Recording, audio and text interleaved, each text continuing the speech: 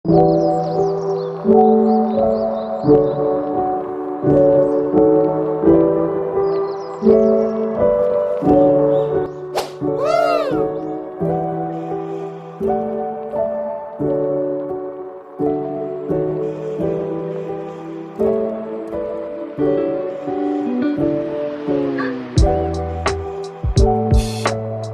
araw mga karayuma.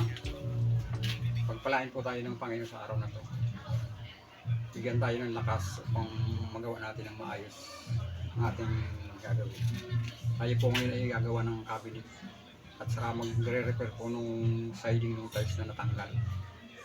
Kasi po hindi maayos yung pagkagawa, natanggal po, saka bumaba po yung gitna. Kaya ayusin po namin, lalagyan ko po ng tile trim para medyo gumanda. Punta na po natin mga karayuma. Ayan po, gumawa po tayo ng cabinet. Pinagawa po tayo dito ng may-ari. Hindi naman po ako binigyan dyan ng skits. Bahala na raw ako. Simple lang daw na cabinet. Ayan po ang ginawa ko.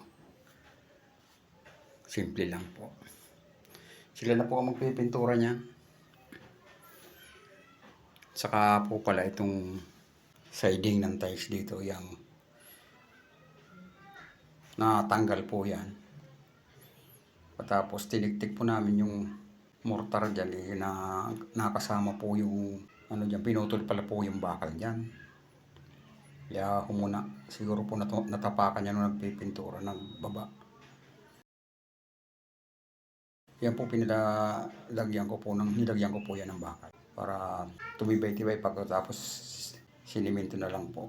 Baka po tumibay din. Tinukudan ko lang po yan dyan sa ilalim. Pagtigas po ng simento yan, tutuwid na po yan. O ayan po, tapos na po yung ginawa kong siding po yan. Nilagyan ko po ng tile trim para medyo maganda.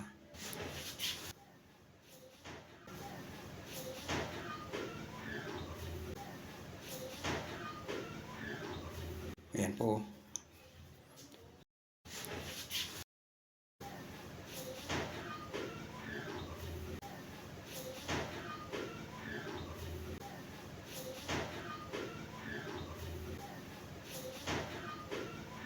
Hanggang dito na lang po yung aking video. See you next vlog po. Maraming salamat po.